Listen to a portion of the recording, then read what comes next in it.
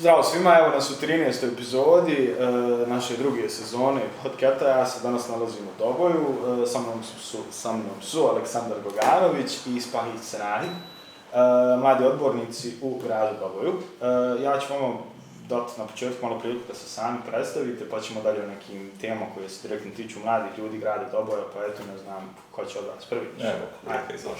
Evo, hvala puno na pozivu. Ja sam Senahi Spahić, odbornik ispred stranke Demokratske akcije. Ujedno sam i predsjednik gradskog odbora SDA u Doboju. Rođen sam 28. aprila 1990. godine, dakle ovo je meni relativno prvo ozbiljnije političko djelovanje i čast mi je što predstavljam svoje biračko tijelo i svoj narod ovdje u gradu Doboju, kao jedan mlad čovjek. Moram napomenuti da moj drugi sagovornik je ujedno moj kolega iz školskih klupa iz gimnazije Jovan Dučić, čime smo također sigurno se ponosni ja i kolega. Tako da drago mi je što sam pozvan, što imamo prilike kao mladi odbornici, mladi političari da se obratimo u javnosti i da kažemo svoje probleme, svoje mišljenje i sa svim što se susrećemo u lokalnoj zajednici. Apsolutno. Hvala ti, Aleksandre. Malik, prvo hvala na pozivu, veliki pozdrav za tvoje gledalce, znam da te dosta ljudi prati u Republici Srpskoj i u Bosni i Hercegovini. A evo da bi tvoji gledalci nešto više saznali o meni, moje ime je Aleksandar Goganović, odbornik u Skupštini grada Doboj, također predsjednica mladih socijaldemokrata u Doboju i ono što je sigurno jeste da su mene mladi ljudi i birali za odbornika, tako da sigurno ću svoj odbornički mandat posvetiti mladim ljudima. U stalnim sam kontaktima sa mladima, razgovaramo, oni biraju teme o kojima ću ja pričati u Skupštini, oni biraju teme za koje ću se ja boriti za njih u gradu Doboju. Imamo podršku SNSD, imamo u suštini sam skupštinsku većinu u Skupštini grada Doboja, ali imamo i koalicijne partnere, tako da sve ono što je u interesu mladih ljudi u Doboju, mi ćemo svakako i podržati u Skupštini grada Doboja.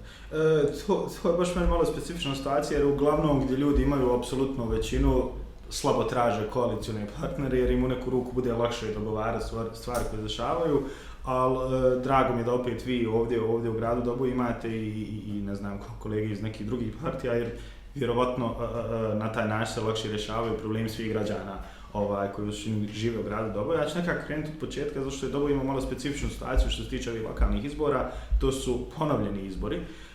Možete li malo ukratko mene i nas i sve u stvari koji nas gledaju uputiti šta se to u stvari dešavalo, zašto su izbori u gradu Doboju ponovljeni, šta se to desilo nakon izbora, da li se puno toga promijenilo nakon su izbori, hoćemo opet redom, kako vam odgovara?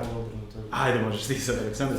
Pa iskreno, Malik, ja bih volio znači zbog čega su ponovljeni izbori u gradu Doboju. Mi danas nismo dobili konkretan odgovor na to pitanje, nismo dobili nikakve konkretne dokaze od strane Centralne izborne komisije zbog čega se to desilo u gradu Doboju. Ono što mogu reći za svoju partiju, za SNSD u Doboju, jeste da smo mi na ponovljenim izborima u Doboju dobili sami skupštinsku većinu, tako da to pokazuje da građani grada Doboja vjeruju u nas, da građani grada Doboja žele da nama daju svoje povjerenje i upravo to je ono što smo mi i postigli na ponovljenim izborima. Zbog čega su ponovljeni, ponovo ponavljam, nismo dobili nikada nijedan konkretan dokaz zbog čega je do toga došlo. Mi smo iz ponovljenih izbora izašli još složniji, još okupljeniji i upravo to što se spomenuo, imamo sami skupštinsku većinu u Skupštini grada Doboj, ali mi ne želimo tu da se zaustavimo. Mi jednostavno želimo sa svima da razgovaramo. Predsjednik našeg gradskog odbora, gospodin Ognjen Petrović, uvijek raspoložen sa svim političkim subjektima da razgovara i pregovara, kao i naš gradonačelnik Doboja, gospodin Boris Jernić. Tako da svi oni koji žele raditi u interesu grada Doboja, koji žele raditi na razvoju grada Doboja, oni su dobrodošli u našu koaliciju. Također postoji opozicija u gradu Doboju, relativno vrlo mala opozicija, ali ja sam uvijek i bio zato da treba postojati opozicija. Ali ono što ja želim naglasiti jeste da svakom gradu i svakoj vlasti treba konstruktivna opozicija. Mi, nažalost, u gradu Doboju nemamo konstruktivnu opoziciju, ja ih uvijek pozivam. Sve konstruktivne ideje koje imaju, koje će pomoći gradu Doboju u razvoju, koje će pomoći mladim ljudima, mi smo uvijek tu otvoreni da razgovaramo i da zajedno radimo u interesu grada Doboja. Hvala ti puno. Evo, koliko se kod vas u suštini promijenilo ovim ponovljenim izborima i evo iz neke tvoje perspektive šta se tu desilo? Pa kod nas se mnogo toga promijenilo. Ja moram prvo istaći da smo mi na novembarskim izborima nismo, kao koalicija, nismo prešli izborni prag. Imali smo prema onom što je upisano, čim se bilo negdje... Tako da su vam dobro došli ovi ponovljeni izbori. 880 glasova smo imali prije, a mi smo smatrali i dokazali smo po našem mišljenju Centralnoj izbornoj komisiji da je bilo određene nepravilnosti, u stvari nije određene, nego bilo organizovane izborne nepravilnosti na mnogim biračkim mjestima. Ono što je meni na kraju, ja sam lično bio neko koji je uputio mnoge žalbe Centralnoj izbornoj komisiji.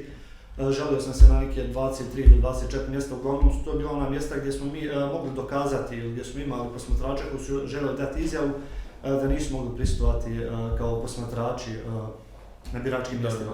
Znači, malo su naše žalbe bile za u suštini šta se tu dešavalo? Pa smatram da su pojedini politički subjekti da su zloupotrijebili epidemiološke mjere. Jesu to bile stranke ili pojedinci, izvini što te prekidam? Ja sam se bunio ovisno o biračkom mjestu, znači gdje smo imali, bilo su to udruženja, mi smo imali na primjer i za organizaciju pod lupom imali smo određeni komentara, na primjer, nisu da kažemo ni oni bili u potpunosti transparentni.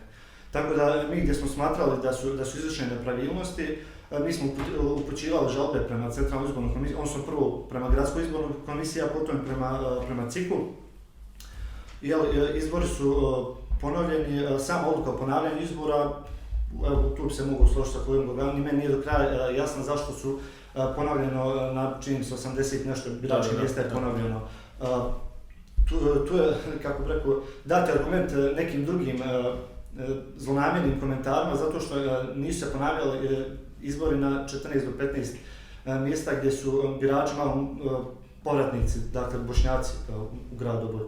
Tako da je to stvarno jednu percepciju kao da tu nisu vršene malverzacije, a ovamo jesu što mi opet ponavljamo da mislimo da je neko zloupotrijebio sistematski epidemiološke mjere, nije bio dozvoljen ulazak posmatračima i to je bilo od većeg broja političkih subjekata i udruženja građana, znači ko je činio biračku komisiju, birački odbor taj dan, oni nisu dozvolili ulazak posmatračima i što kažem, mi smo djelomično zadovoljni tom odlukom u ponavljanju, iako ne u potpunosti. Mi smo u ponavljanim izborima ostvarili 1025 glasova, znači popravili smo birački rezultat, smatramo da bi u slučaju ponavljanja na cjelokupnoj teritoriji grada Dobra svih biračkih mjesta, da bismo imali minimalno 2 odbornika. Znači to je nešto što je sigurno i ostaje taj žal i pitanje CIK-u zašto se nije ponovilo na svim biračkim mjestima, ako su već utvrđene na ovih 80 mjesta, zašto nije na ovih preostalih.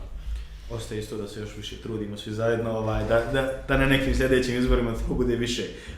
U suštini ne postoji sad nikakav konkretan odgovor od bilo koga koji govori da su izbori ponovljeni zbog ovoga i ovoga i Ismail malo prije rekao da je odluka sudska još traje, da nije donesena ili jesi sad dobro shvatio? Upravo kao što sam malo prije rekao, mi nikada nismo dobili niti od CIK-a, niti od tužilaštva, niti od suda nikakav nijedan konkretan dokaz šta je to tačno rađeno na izborima, zbog čega su poništeni izbori. Mi smo to shvatili kao politički napad na SNSD u Doboj, kao najveću stranku u ovom gradu, ali i građani su na ponovljenim izborima jasno pokazali da vjeruju u nas, da žele da ih mi predstavljamo u gradskoj skupštini i mi smo bili spremni za treće izbore, nije ih bilo, ali smo svakako bili spremni ako je potrebno da ponovo osvojimo skupštinsku većinu sami u gradu Doboju.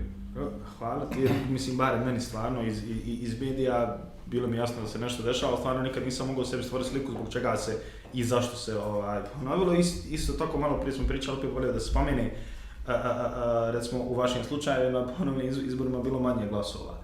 Jeste, bilo je manje glasova na ponovljenim izborima. Svakako da je jedan od glavnih razloga upravo manja izlaznost na ponovljenim izborima. Jednostavno, jedan dio naroda je bojkotovao odluku CIK-a da se ponavljaju izbori u gradu Doboju, pa nisu želeli izaći. Također, u oktobru mjesecu određen broj građana iz inostranstva je došao kako bi glasao i ispunio svoju građansku dužnost na lokalnim izborima. Jednostavno u februaru nisu bili u mogućnosti da dođu, tako da jednostavno došli do manjeg broja glasova u tom smislu, zato što je jednostavno bila i manja izlaznost i zbog toga to je glavni razlog u sušenju.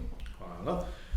Evo, ajde krenut ćemo sad malo, krenut se više na mlade ljude. Koji bi to bili, evo, iz neke tvoje percepcije, vaše perspektive, problemi mladih ljudi u gradu Doboj? Neki od primarnih, mislim, ja znam da mi na nivou cijele države u suštini mladi ljudi imaju dosta sličnih problema, ali šta je ono možda što je na nekim prvim mjestima u gradu Doboj? Pa evo, zahvalit ću konkretno na tom pitanju. Ja sam i član predsjedništva Asocijacije mladih na nivou Bosne i Hercegovine, tako da mi Igor data mogućnost da se obratim. Evo, ja sam siguran da će kolega Bogdanović malo detaljnije iznijeti ovaj konkretno grad Doboju, jer ja, pošto predstavljam gradski odbor SDP, predstavljam čitav jednu političku strukturnosnu koaliciju, ja moram govoriti o problemima, da kažem, i starih i mladih ljudi. Ali evo, činjenica je, kada su u pitanju mladi ljudi, da je to već opšte poznato zapošljavanje. Naročito zapošljenje, da kažem, prvo posle sticanja određene stručne spreme, da li posle srednje škole koliko ne planira dopisuje neki dodiplomski studij ili poslije sticanja diplome. Tu, kako bi rekao, odgovornost je, kao, mislim, situacija kao i u državi, možemo teretiti ovo ili ono.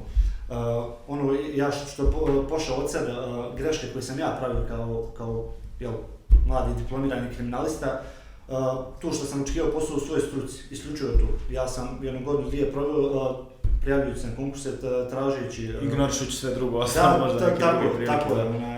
Međutim, tu sam odmah vidio u čemu je kvaka, da se mora nešto mijenjati. Ja sam potencirao, što ću ovdje naglasiti, važnost političkog i društvenog angažmana u lokalnoj zajednici. Znači, s tim da ću ja napomenuti da je za mene lokalna zajednica onaj prvi dio lokalne zajednice, sama mjesna zajednica.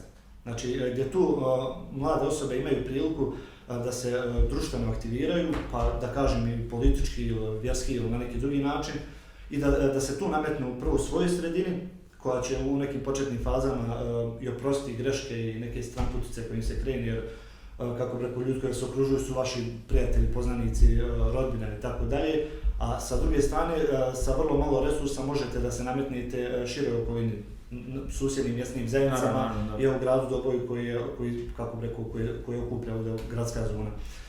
Tako da, kroz angažman u lokalnoj zajednici, mladi mogu da dođu i do kažem, više političkih nivoa, mogu da se društveno aktiviraju i da se sami pobrinu o svojim sudbinama. Da li kroz brže će se nametnuti sigurno za zapošljavanje, brže će doći do konkursa, brže će doći do tržišta rada, do stvarnih problema tržišta rada, do razvoja malih biznisa, evo kolega Bogdanović sigurno svakako više govoriti. Tako da nije smak svijeta, znate, ako morate promijeniti struku. Znači ja sam radio nepunih 2 godine upravo za indirektno oporezivanje, pa sam kao kriminalista morao da se, da kažem, preedukujem. Znači da čitavu godinu dana istražujem ekonomsku sferu društva i tako dalje, znači ekonomsku problematiku, da učim računovodstvene pojmove i sve ostalo što mi je potrebno za posao. Tako je, poslije upravo indirektnog oporezivanja ušao sam malo ozbiljnije u političke vode, izabran sam za odbornik i ovo sad zahtjeva totalno cijeloživotno učenje, svakodnevno proučavanje društvene zbilje, društva, okruženja. Morate poznati problematiku i mladih i starih i okruženja i šta je to što je mladim problem, šta nije. Iako svjesni smo da je i dalje taj ekonomski razlog primarno naveden i zbog odlaska i zbog svega ostalog. Međutim, mladi odlaze donekle i zbog takozvane nepravde u društvu, ugledaju se na druge. Ja sam i dalje mišljenja da mladi trebaju biti uporniji i nametljiviji kako u svojim zajednicama, tako i u političkim strankama. Znači moram se nametnuti, krasti iskustvo od, da kažem, seniora, iskusniji i nametati svoju volju i upornost. Jer su, smatramo, i vrijeme i politička dešavanja, politički manevri takvi da zahtijevaju resurse mladih. Znači društvene mreže, angažman, rad s narodom, zahtijevaju više energije, resursa u vremenu i u energiji, što prije svega imaju mladi ljudi. I mislim da su građani već takvog stava da već sve češće biraju mlade osobe na odgovornije položaje, od čega... To je ono što je bitno naglasiti, jer baš zbog toga što si ti rekao, ja mislim da kad mladi ljudi uđu u politiku, to što si rekao, konstantno uče, konstantno nešto izučavaju, jer ja mislim da ne postoji škola gdje vas 100% sposobi da budete dobar političar, ja sam sad završio ovo i ja sam svoje učenje završio, nego jednostavno da bi očigledno radio i kao odbornik, pa možda kasnije kao zastupnik, načelnik, gradonačelnik morate da izučavate i sfere vašeg društva i probleme i sad neke raznorazne druge nauke. Ja mislim da u većini slučajeva neke starije kolege u tome zaostaju, opet to je moje nekako lično mišljenje i isto tako mislim da je perspektiva mladih ljudi da se nekako sve hoće preko noći.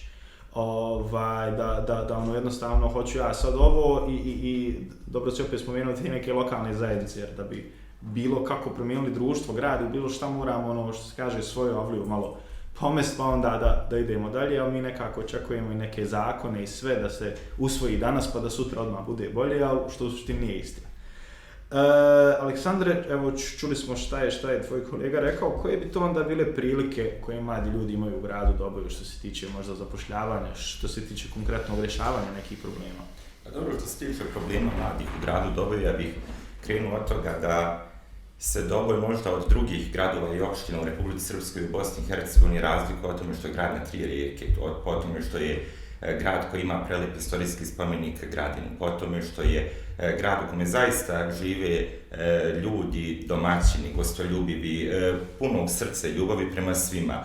Ja moram naglasiti da... Rekli su nam da ne smijemo otići, da ne jedemo, tako da je apsolutno, ali što sam prekinuo morao. Ja bih napomenuo i to da je Doboj jedan od sinonima suživota i tolerancije među svim narodima koji žive u gradu Doboju. Ali kada pričamo o problemima mladih, problemi mladih su i u Doboju, isti kao i u svim ostalim gradovima i opštinama. Svakako da je jedan od najvećih problema mladih upravo to da je jednostavno ta potraga za nekim poslom i za svojim krovom nad glavom. I to je svakako i najveći razlog zbog čega nama mladi i odlaze u inostranstvo. Ja sam uvijek zagovornik toga da mi ne trebamo tražiti krivca, nego da trebamo tražiti problem i kako možemo taj problem riješiti. Ono što ja često i napominjem jeste kada se ipak mladi okupe, kada zajedno rade, jednostavno primijeti njih i politička elita i društvena elita, svi njih primijeti. Ja uvijek navodim kao primjer izbornu konferenciju kada sam ja izabran za predsjednika mladih socijaldemokrata, bilo je prisutno 1200 mladih delegata. Na izbornoj konferenciji je bio prisutan i predsjednik SNSD, gospodin Milorad Dodik, i jednostavno kada je video 1200 mladih osoba na jednom mjestu, rekao je Boganoviću, gospodine Petroviću, gospodine Jernić, mi moramo nešto raditi da bi mladi ostanu u Doboju. I tako je se tada i rodila ideja o stanovima za mlade bračne parove. U taj projekat su zajedno ušli Vlada Republike Srpske i grad Doboj i donijeta je odluka na Skupštini grada Doboj da se 100 stanova dodijeli mladim bračnim parovima. Jednostavno smo došli već negdje otprilike do 50 stanova, upravo sutra je još jedna grupa podijele tih stanova. To je način na koji, jedan od načina da pomognemo našim mladima da ostanu u našem gradu. Svakako, pored tog zbrinjavanja krova nad glavom, potreban je i posao mladim ljudima. Ja sam kao direktor u Gradskoj razvojnoj agenciji pokrenuo jedan projekat sa Američkom ambasadom u Bosni i Hercegovini i udruženjem trenera CEFE BiH i naravno uz podršku Gradske uprave grada Doboja i gradonačelnika gospodina Jernića, gdje smo imali program podrške preduzetništvu u gradu Doboju. Kroz taj projekat mi smo mladima davali mentorske usluge, pomagali im da pokrenu svoj biznis, da razrade svoju biznis ideju, da naprave svoj plan marketinga i pomagali smo im i sa po 5000 konvertibilnih maraka da pokrenu svoj biznis. To su za neke manje biznise svakako značajna sredstva i upravo smo kroz 2 javna poziva dodijelili takva ukupno 4 puta po 5000 konvertibilnih maraka gdje su otvorena 4 nova preduzeća u Doboju. Naravno, to se radi o mikro preduzećima, ali oni zapošljavaju, u jednom je čak 2 zaposleno, u jednom je 3 zaposleno, tako da nismo imali samo zapošljavanje, nego smo imali zapošljavanje još dodatno mladih ljudi u gradu Doboju. Također uvijek iskreno kažem da to nije dovoljno, da trebamo mi još dosta toga raditi, ali jednostavno moramo biti svjesni da je težak period iza nas, period korone koji se nažalost još uvijek nije završio i gdje su jednostavno i neka naša budžetska sredstva i sredstva međunarodnih organizacija i donatora bila upravo usmjerena na oporavak postojećih preduzeća od korone, ali evo, svi mi vjerujemo, krenula je vakcinacija polako i kod nas, tako da vjerujem da će sve više sredstava iz budžeta, ali i od međunarodnih i stranih donatora ići upravo na to da mladi ljudi pokreću svoje biznise. Ja vjerujem da je to i ono što je nama potrebno, svaka zdrava ekonomija i u Evropsku uniju upravo se zasniva na malim i srednjim preduzećima.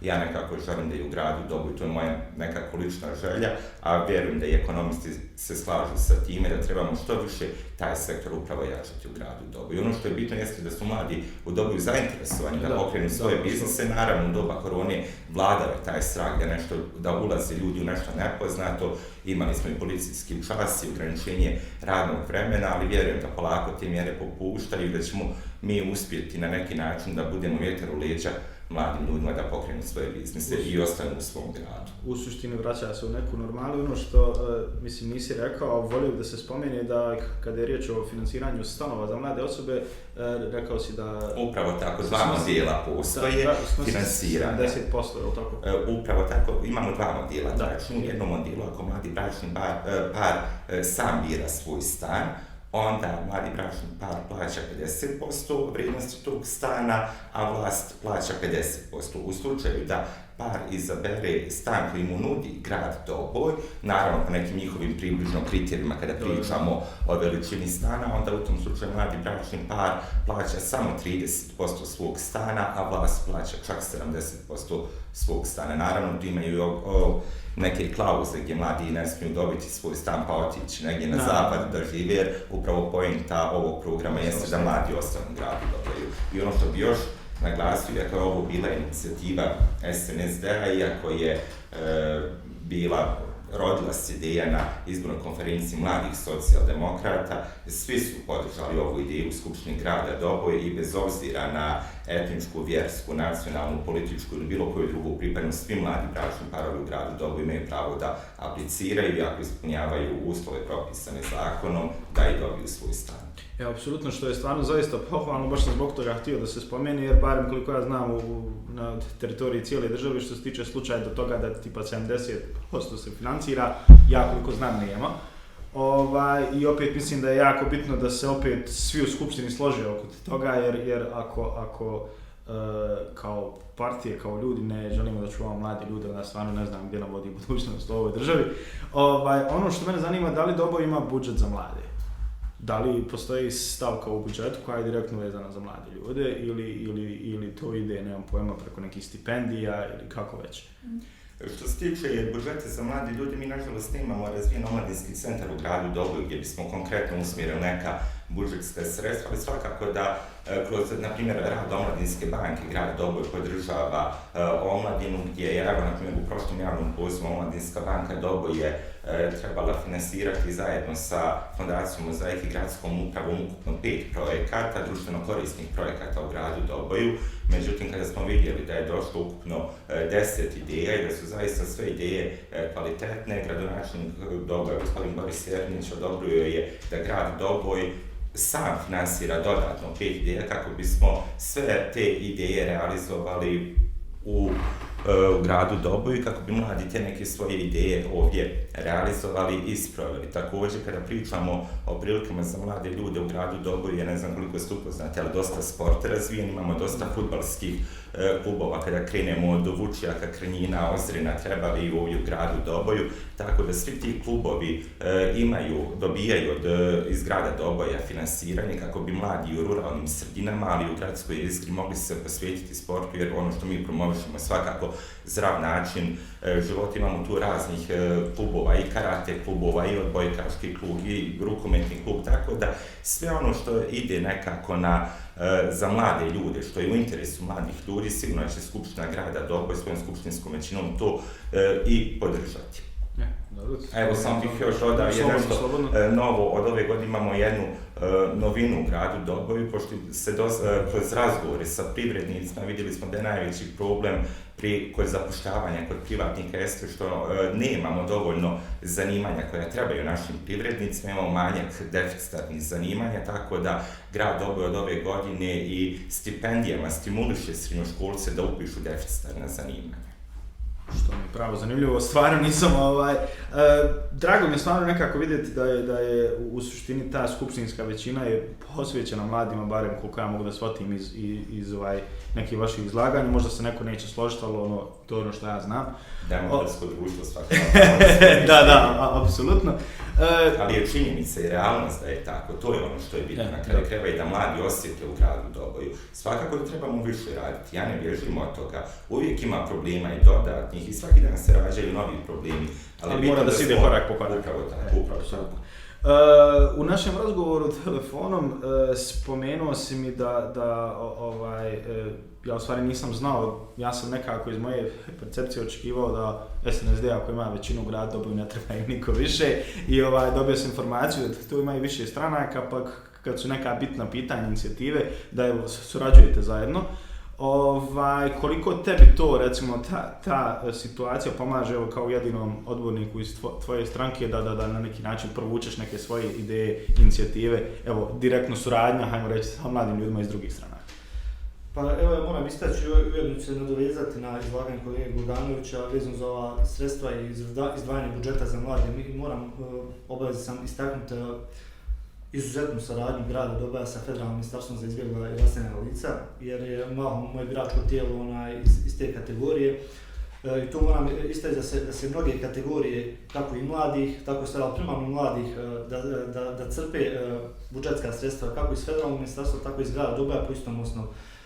Napomenut ću samo da porodilje povratnice u grad Doboj, znači imaju, za svako rođeno dijete imaju naknadu, to je unazad nekoliko godina.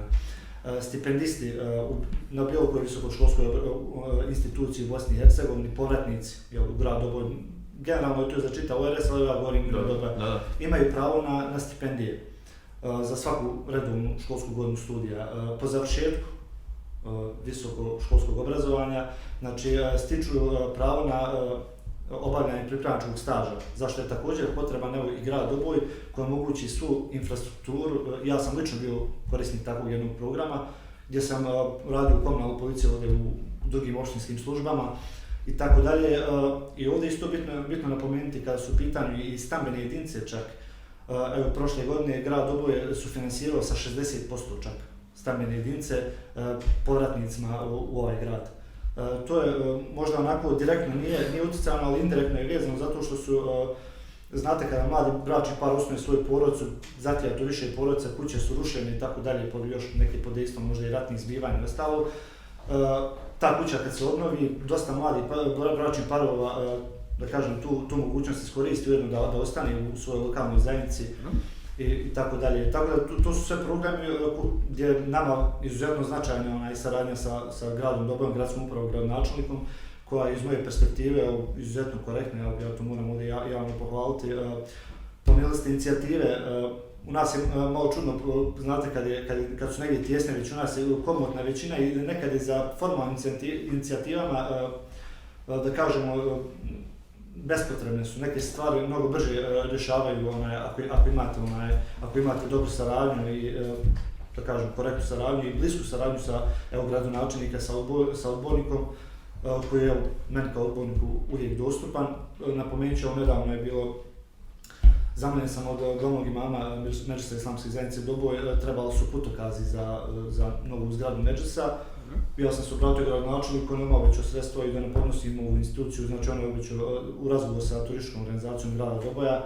Znači vidjeli smo koji je formalni modalitet da se taj problem završi i gradonačelnik je obećao finansijsku podršku za takvu inicijativu. Tako da nije bilo potrebe i sada ja nju podnosim u formalnom nekom obliku jer se završi jedno i idemo na dalji problem. Kao što kaže Bogdanović, problemi su nekad budu svakodnevni, imamo tu epidemiju, imamo mnoge druge probleme, tako da nekad jednostavno situacija zatija brže rješavanje problema.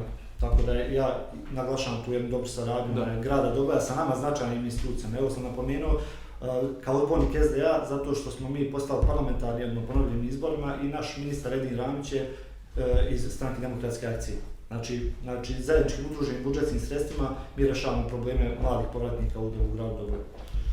Znate zašto vas pitam, jer nekako percepcija javnosti je u suštini da, evo, na primjer, SDA i SNSD ne funkcionišu baš toliko lijepo zajedno i onda dođemo u situaciju da dođemo u Doboj da mi vi objašnjavate kako to nekako polubajno funkcioniše. Pa mi u Doboju volimo da razbijamo predrasude. Baš to hoću da vas pitam, da li je ta vaša suradnja neka vrsta razbijanja stigme, jer stvarno ljudi, iskren sam ako govorim o ovome, ne shvataju da postoje, ajmo reći, te neke lijepe suradnje stranaka, vidimo sve nekako što se dešava iz medija, pa onda stvorimo sliku kako se dešava. Da li je vaša suradnja razbijanja neke stigme i možda neke lijepe poruke za budućnost koje trebaju da se dešavaju u gradu Doboju, ali definitivno ostatku Bosne i Hercegovine? Morat ćete razočarati iskreno, ali nije to u pitanju, ali mnogo bitnija stvar je u pitanju.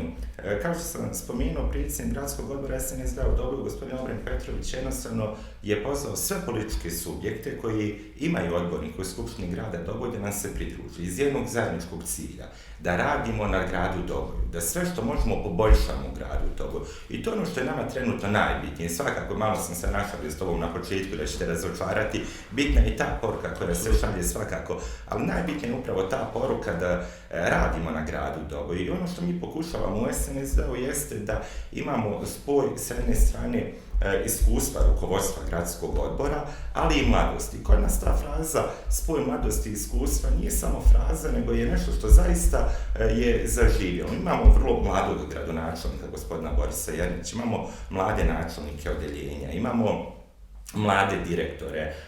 Evo i ja sam prošao za odbornika i doće tu još iz SNSD-a odbornika, uvijek neko vrati mandat, tako da će imati još dosta mladih odbornika ispred SNSD-a i upravo mislim da na taj način želimo svi zajedno da radimo, i mlađi i stariji svojim znanjem i energijom, ali isto tako i sa drugim političkim subjektima, sve ono što je u interesu grada Doboja. Sam bih volio, jer sam malo prije dok sam pripremio sve ovo, nisam doživio za situaciju to da se vrati se mandat da bi neko drugi ušao, na kojem principu to kod vas funkcioniše? Da li to priča da što više, hajmo reći, mladih ljudi prođe kroz te neke skupštinske klupe ili da steknu iskustva? Kod nas su već 2 mlada odbornika u samom startu vratila mandat. Ono što je možda specifično za SNSD u Doboju jeste da se mi ni na listi nismo borili jedni protiv drugih. Mi zaista funkcionišemo kao jedna porodica i to je ona jedna poruka koju mi želimo da pošaljemo, da smo jedan kolektiv, jedna porodica gdje svi želimo raditi u jednom zajedničkom cilju. A sada da li će Goganović sjediti u skupštinskim klupama i glasati za sve one odluke koje su bitne za grad Doboju, ili će to moj kolega ili kolegnica, to je manje bitno. Bitno je da svi imamo zajednički cilj, ponovo ponavljam, možda sam ti dosadan, da zaista gledamo da se borimo za grad Doboj i evo, možda uraditi anketu po gradu Doboju, zaista u zadnji period vidjet ćete dosta napretka u gradu Doboju, borimo se, radimo zajedno, tu je naravno pomoć naših koalicionih partnera, tako da to je jedna poruka koju želimo poslati u gradu Doboju. Ne borimo se za pojedince, ne borimo se za sitne lične interese, nego za društveno dobro. I ono nekako što bi možda, za neki kraj, volio da vas pitam, koje su inicijative koje bi vas dvojica voljeli da istakne tamo neke vaše lične, koje se direktno mogu ticati mladih ljudi ili nekog dobrobita za bolji život mladih ljudi u gradu Doboju? Hoćemo krenuti od samog preuzimanja mandata.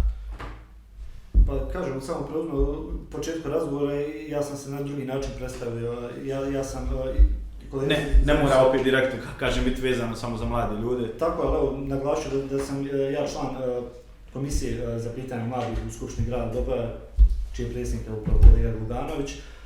Mi brzo trebamo imati jedan sastanak gdje ćemo upravo takve ideje zajedno iskristalisati onako i da vidimo, da uskladimo što je to realno, što mi možemo uraditi u gradu Doboju, a sigurni smo da ćemo, barem do sad problem, da ćemo za svaku realnu ideju imati podršku od drugih institucija vlasti gdje imam ja svoje, kao stranka, svoje predstavnike, sigurno da ćemo imati podršku od mladog gradonačelnika i predsjednika gradskog odbora gospodina Petrovića, koji, moramo staviti, on preko 20 godina radi ovdje na izgradnju jednog suživota, na izgradnju razvoja Doboja, znači ne prežujući od bilo kakvih, da kažem,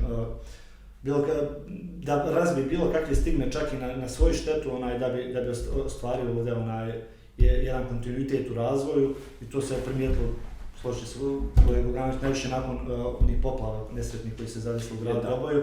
Tako da i pitanje mladih, pa da kažem i starijih, nama su na stolu, do nas je, do mladih da preuzmamo funkcije iz naše nadležnosti, da kažem nekada stisnemo petlji da preuzmemo odgovorne funkcije, pominjao sam već, nekada odgovornosti stvarno preuzeti jednu mjesnu zajednicu od ne znam, 1000 stanovnika ili rukovoditi jednom gradskom razvojnom agencijom gdje je na vama upravo taj teret realizacije i utroška i budžetskih sredstava i da kažem, na vama je prilika da napravite nešto za svoju zajednicu, odnosno za kategoriju ljudi koju pripadate.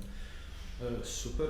Aleksandre, isto nekako pitanje, koje su te neke inicijative, evo spomenuli smo i kroz razgovor stvarno dosta, ali neke na koje bi ti možda najviše volio da istakneš? Ja lično bih imao dosta inicijativa, ali nije bitno ono što ja želim na kraju krajeva, nego je bitno što žele mladi u gradu Doboju. Tako da se svakodnevno sa njima u razgovoru i nekako uvijek se vraćamo na taj dio oko pokretanja biznisa. Tako da mi već pišemo nove projekte u saradnji sa gradskom upravom, pišemo nove projekte prema međunarodnim donatorima jer gledamo da uvijek nekako uštedimo naš budžet, da vidimo što više sredstava da dobijemo od međunarodnih donatora, upravo tako, da onda budžetska sredstva možemo rasporediti za neke druge prioritete, tako da vjerujem da ćemo uskoro u gradu Doboju imati nove projekte gdje ćemo pomoći mladim ljudima da osnuju svoje biznise, a evo još uvijek je ostalo stanova u gradu Doboju, tako da pozivam mladim bračnim parovima da se uzimaju, naravno iz ljubavi i potom apliciraju za stanove. Super, i evo, danas sam malo prije rekao da je bilo za kraj, ali stvarno bih volio zato što, eto, u nekih par rečenica, koja bi bila vaša poruka za mlade odbornike, mlade vijećnike, evo, širom Bosne i Hercegovine, kako bi nekako svi zajedno radili za neku bolju budućnost, pogotovo što se tiče mladih ljudi, ali stvarno i svih građana ove države, o toj nekoj potencijalnoj suradnji, jer opet, rekao sam na početku da malo kod starijih kolega, ne u svakom slučaju, imamo problem da neće da surađuju zajedno u odnosu na političku partiju. Koja bi vaša poruka bila svim mladim vijećnicima u Bosni i Hercegovini? Evo, krenut ćemo od tebe pa Aleksandar. Pa ja bi istakao poruku mladim odbornicima da oni moraju biti i dalje nametljivi, da moraju biti uporni i da moraju raditi. Znači, promjene i sve ono što mi težimo, sve naše inicijative neće doći preko noći. Nažalost, neće ih uraditi neko drugi za nas, mi sami moramo poskočiti, moramo sve pronaći tim mladi ljudi i za društveno politički angažman, za realizaciju svojih početnih inicijativa, za realizaciju svakog drugog plana. Mi moramo imati tim ljudi, naravno radeći s njima, povjerenje i sve ostalo. To što također bitno je za naglasiti u kontekstu ovoga danas razgovora da se mora krenuti od realnih životnih problema. I vi rješavajući svoje životne probleme neminovno morate se susretiti sa drugim političkim partijama koji također imaju iste probleme koje vi živite. Evo, ako se kolega Aleksandar neće da se vaša pitanja, je bila drugačija, se mi bavimo sad da kažem nekim temama koji nisu stvar lokalne zajednice, mi bi našli oprečna mišljenja, mi bi se, kako bi rekao, išao od razgovor sasvim nekom drugom smjeru, i ne bi radili ništa.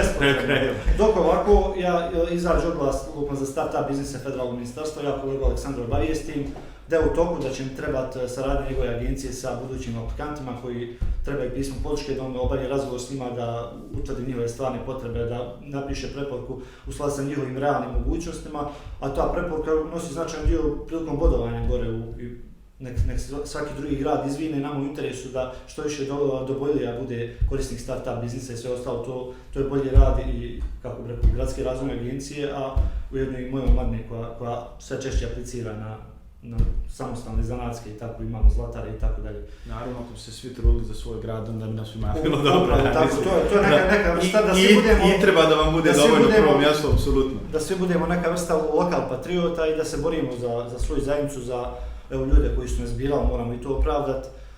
I kažem, moramo biti nametljivi mahom zbog unutar stranačkih, kako bi rekao, previranje i ostalo. Znači, ja sam proživio sličnu sudbinu i poručio mladim odbornicima da se unutar stranačkih struktura bore za svoje mjesto. Znači, mnogo je lakše kada je mlad čovjek na predsjednici jedne gradske ili općinske organizacije u kojoj se nazove melje žito. Znači, vi odmah odlučujete i o nosiocu liste i o ostatku liste, odlučujete o funkcionisanju gradskog odbora, na raspolaganju vam je sve što vi, kako vi skrojite taj svoj stranački budžet, da onako dobrovoljni prilozima, Sve vam je na raspolaganju, još ako ste mlad čovjek, znači imate razumijevanja za starije, a svaki dobronamjerni, da kažem, senior ima interes da pomogne nama mladi u stvarenju i siguran sam da se u svakom političkoj organizaciji, da se bilo koje stranke, da se može naći pogodna podloga za razvoj jednog mladog čovjeka, da kažemo političkog lidera koji će danas biti odgovornik, sutra možda narodni poslanik ili zastupnik u parlamentu, federaciji i tako dalje. Ali ništa ne preko noći, znači mora se truditi raditi. Aleksandre, nekako isto pitanje, ta neka poruka za kraj i evo možda pozitivni primjera koji ima dobro. Pa dobro, ono što je meni svakako olakšalo moj rad u toj borbi za omladinu jeste, opet se moram vratiti na svog predsjednika gradskog odbora, gospodina Žakovića, koji zaista podržava omladinu grada Doboja i sa svim inicijativama, idejama i prijedlozima sa kojima dođem da pomognemo mladima u Doboju, mi olakša taj dio jer lako skupi skupštinsku većinu da sve te ideje prođu. Također imamo i mladog gradonačelnika, tako da je meni zaista lakše raditi nego možda nekim mojim kolegama širom Republike Srpske ili Bosne i Hercegovine. Jednostavan savjet koji bih dao svim kolegama odbornicima jeste da uvijek rade za opšto dobro. Neka nikada ne idu nekim ličnim sitnim interesima jer to se jednostavno vidi i osjeti i ne trebaju to raditi. Previše su mladi da bi bili iskvareni i pokvareni. Zaista, ako ste ušli u politiku mladi, borite se naravno za sve građane, svoje lokalne zajednice, ali prvenstveno za mlade ljude jer se vodimo tom idejom da su ipak mladi najviše i glasali za nas. Na kraju krajeva, kroz odbornički dodatak, mi smo i plaćeni od tog istog naroda da radimo u njihovom interesu, a ne protiv njih. Hvala vam puno, stvarno hvala vam što ste bili super domaćini, što ste nas ugostili ovdje. Meni je razgovor s vama bio zaista ugodan i nadam se da će naši gledatelji uživati. Stvarno hvala vam još jednom što ste se odazvali danas. Hvala tebi na pozivu. Hvala i vašim gledateljima. Ništa. I to bi bio nekako kraj ove naše 13. epizode. Gdje se vidimo idući put, ja stvarno ne znam, ali eto, hvala vam što ste gledali. Ćao!